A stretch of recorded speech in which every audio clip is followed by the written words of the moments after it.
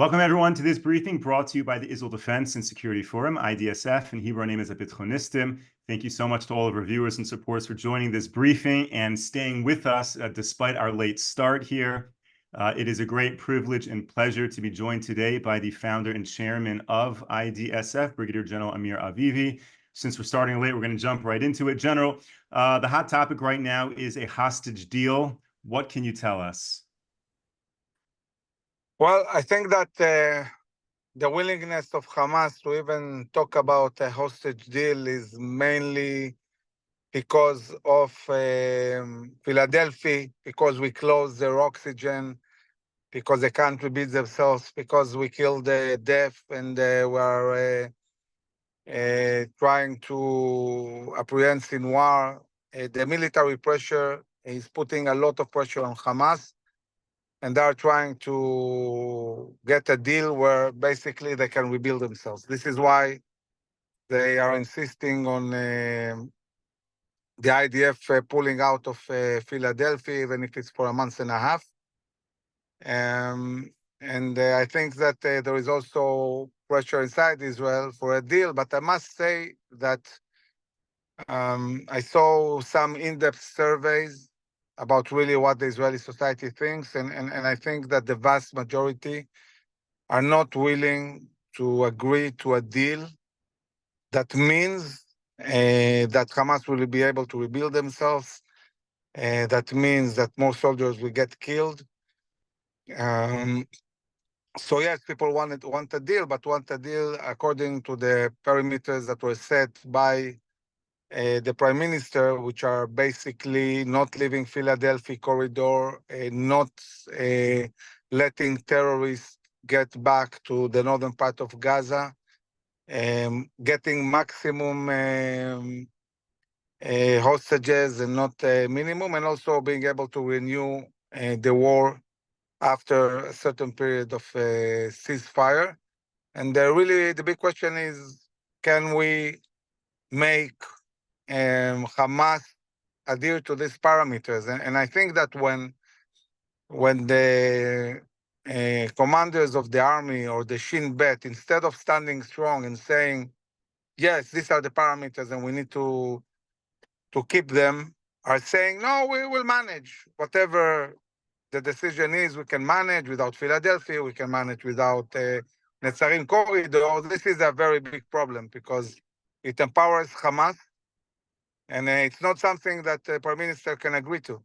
And then it makes it seem as if the Prime Minister doesn't want to solve the issue of the hostages, and it empowers Hamas. It's a big problem. We'll have to see. I don't know if there will be a hostage deal or not. I don't think that the Prime Minister can really get the whole cabinet to agree to a deal that will be devastating security-wise. And I'm talking also a lot about the fact that if we pull out of Philadelphia for a month and a half, and we have to remember, we're not talking about getting 120 hostages back. We're talking about at maximum 30. There might be a reality where Hamas takes hostages to Iran through Egypt. And this might be devastating. It's not something we can agree to. So I think this kind of thinking is endangering not only the security of the South and the soldiers, but also the hostages themselves, those who are not going to be released. In order to be able to talk about the releasing all the hostages, not part of them, we need to keep the main tools we have in order to pressure Hamas and the Palestinian society. And this is mostly not going back, not enabling them to go back to the north of Gaza and closing the Philadelphia corridor. Thank you for that. Along those lines about military officials who have a different orientation to a deal, there was a letter that was written by 17 well-known military personalities in Israel, and they sent this letter to the U.S. Congress to precede Prime Minister's visit there. And one of the claims that they make, it's not a pleasant letter in terms of the Prime Minister. One of the claims that they make is that the Prime Minister poses an existential threat to the state of Israel, and that he does not have clear strategic objectives for the war in Gaza. I'm curious if you can comment about that line, and in general sending a letter to the Congress before the Prime Minister gets there. Well, I think that when a country has a president or a prime minister and it goes and represents the country, especially Israel, Israeli prime minister representing Israel in America, undermining him is undermining Israel. He's our prime minister. And I think it's a terrible letter. I don't think that generals should act like that. And one of the things that we in IDSF really make sure we do when we use our ranks is to talk professionally about national security. And I think that it's important that you don't use military ranks to do politics. And this is a completely political letter that wants to attack politically an elected prime minister, and that's fine. Anybody who wants to do that, first and foremost, they should do it at home and not mix internal politics with our relations with the US. When the prime minister comes to the US, there are major national security issues we need to discuss. We need to discuss the fact that Iran is 2 weeks from being able to enrich uranium to military grade. And we need to discuss what we're going to do in Lebanon and the fact that probably we'll have to go to war. We need to discuss the hostage deal. We need to discuss the day after. And there are many really crucial issues. And I think that in moments like that, society needs to stand behind the prime minister, whether they elected him or not, or whether they like him or not, it doesn't matter. But I think that maybe the good news, it's only 17 people. I mean, in the past, I've seen letters of hundreds. So there are a few that are still stuck in the 6th of October and not after the 7th of October. And most of the society is really not in this mode. Thank you. Now, we're going to do a little bit post-speech analysis tomorrow on our briefing after the Prime Minister speaks in the US. But I'm just curious, General, if you were addressing a joint session of the Congress, what would be the top issues? I mean, you mentioned a little bit, but what are the top issues that the US needs to hear right now in terms of this war? I think that the important thing is stressing that this is a global war. It's not a local war. It's not a war between Israel and Hamas. It's a war between the enemies of the West and the enemies of democracy and freedom. And the fact that it's Israel mainly dealing with it at the moment, it doesn't mean that it's just Israel's problem. Israel is fighting a war that is a war that threatens the whole West. If Israel wins, this will impact the West for good dramatically. If Israel, God forbid, loses, everybody will pay for that. And this is why it's so important for the West, for the US to support Israel, and also to be more proactive and show leadership and build a coalition. I think this is one important. The other message is it's all Iran. Iran is basically guiding, weaponizing, funding all these terror organizations, which are undermining, among other things, the international trade. We see the Houthis in the Red Sea. We see Hezbollah terrorizing Lebanon. We see Iran acting in Iraq and in Syria and trying to undermine Jordan. So Iran is moving towards nuclear capabilities, and this will impact the whole globe. So I'm sure that the Prime Minister will address very seriously the Iranian issue and the need to deal with this huge threat. And I think that the Prime Minister will also really explain what Hamas did, what is the danger, why is it an existential threat for Israel, why there is only one way to go, and this is total victory. We cannot surrender, we cannot give up. We need to destroy completely Hamas, and I'm sure that the Prime Minister will explain that Israel is not willing to have anything less than the complete destruction of Hamas as a military and governmental entity in Gaza, and that stabilizing Gaza afterwards will take time. And I'm sure that the Prime Minister will talk about all the displaced people in the north and really the devastation of the towns and the need to really deal seriously with the Hezbollah threats. And we have a very narrow window of opportunity to maybe reach some diplomatic solution that will make Hezbollah withdraw from South Lebanon. But frankly speaking, it's not a very high chance. And I'm sure that the Prime Minister will thank the U.S. for supporting. It will thank the Congress for really budgeting and pushing all this aid to Israel and the munitions that obviously we need very much in order to sustain the effort of war. I'm sure Prime Minister will address this as well. And of course, he will talk about the hostages, about the need to release them all, but they need to do it, but according to parameters that will keep Israel safe and enable us to continue to fight and destroy Hamas, because really the most important thing to build Israel's security in the future is the destruction of Hamas. It's something that we must do. There is no other choice. And I'm sure he will convey it in Congress. Thank you. And again, I want to thank all of the viewers who sent in questions. General, many people have asked me the following question, which is that Hezbollah recently published drone footage of their drones flying over the skies of Israel, of Haifa, collecting intelligence on Israel. And the question really is, to what extent is this psychological warfare? Or to what extent are they really beginning to collect sensitive information here in Israel that could create another October 7th scenario with Hezbollah?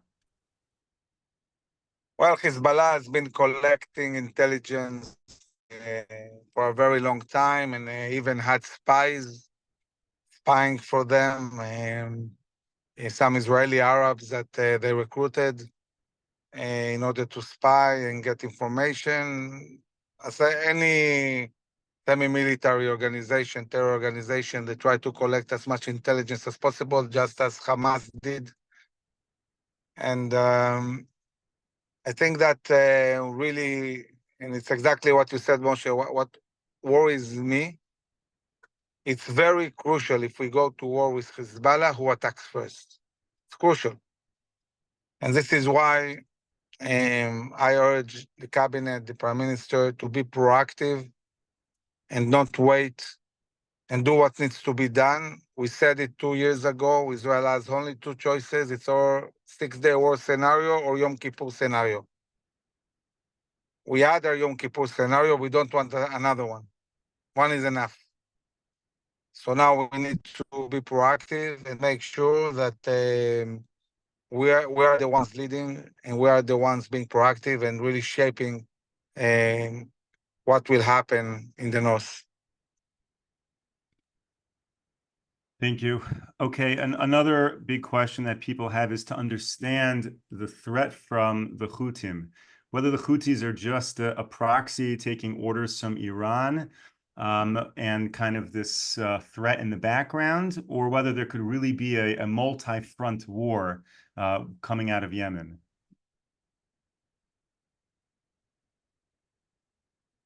So, Moshe, we are in a multi-front war, and we had 200 different kinds of attacks from Yemen. Some of it was missiles, and some of it was drones.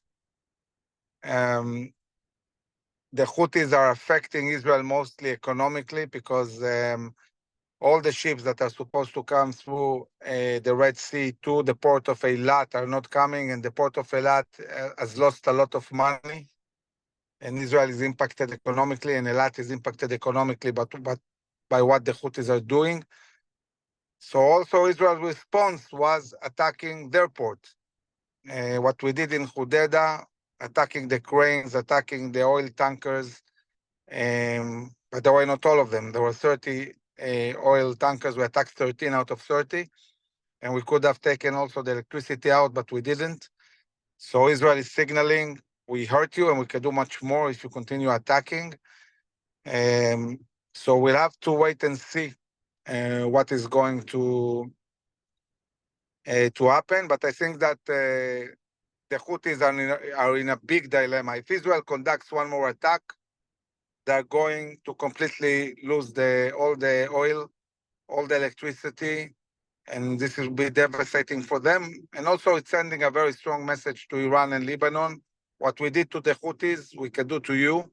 If Israel attacks in Hormuz, the centers of oil refineries of Iran, we can shut down all the export of oil of Iran in one attack. And this the Iranians understand. So it's not just about the ability to attack nuclear sites, but it's also the ability to really impact dramatically the Iranian economy. And the same goes for the Lebanese. If Hezbollah shoots centers in Israel or major infrastructure. Thank you. Different topic, and we're really jumping around all over the place today, but there's just so many different loose ends to cover. Egypt. What is the state of affairs with Egypt, and how does that affect the IDF retaining a presence in the Philadelphia corridor? Well, the Egyptians obviously are very embarrassed by the IDF uncovering all the tunnels, more than 20 tunnels along the border, which they really enabled to build and also enabled to bring endless amount of weapons inside Gaza. Nothing happened there without the Egyptians knowing. They know everything. And they are pressuring Israel not to build Philadelphia. But with all due respect, we're talking here about a major national security interest for Israel. And on the other side, looking at the Egyptians, that's not such a big issue. I mean, why not have a common border with Israel instead of Hamas? Seems more reasonable even for them.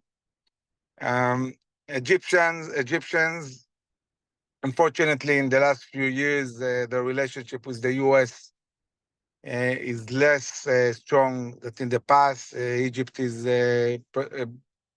purchasing more and more weapons from Russia, getting closer also to China. It's not good news. And in the future, this might affect the whole relationship. What keeps the relations good is the fact that we're both American allies. But if this will change, that might be devastating, talking about the relations, and we have to be very alert and aware, and also explain to the administration that strengthening the relations with Egypt is important in order to keep Egypt on the side of the West and not see them shift their alliances towards the East. Okay, so speaking about the East and China, it was reported that the PA and Hamas struck a deal in Beijing. What are your thoughts on that? So I think that we've seen China becoming more and more involved politically. It's something we haven't seen in the past. The Chinese have always been more proactive when it comes to world trade and economy. I think that the fact that China struck a deal between Saudi Arabia and Iran, and now it's being involved in coordinating between Hamas and the Palestinian Authority, this is bad news. And I think that the Chinese are trying to send a message to the US that the US has finished its role as the global leader. Now it's China that's moving into this role and saying, today, we, the Chinese, we are economically the most dominant country in the Middle East. China is #1 trade partner of Iran, of Saudi Arabia, other countries, and I think it's sending a message to the US to wake up and go back to be leaders in the region. And the US cannot compete today with China, talking about really how much trade they do in the Middle East. They can compete talking about military power. And if the US is not willing to show strength and do something with this military power, this creates a situation where more and more countries are leaning towards the East and not the West. It's a problem.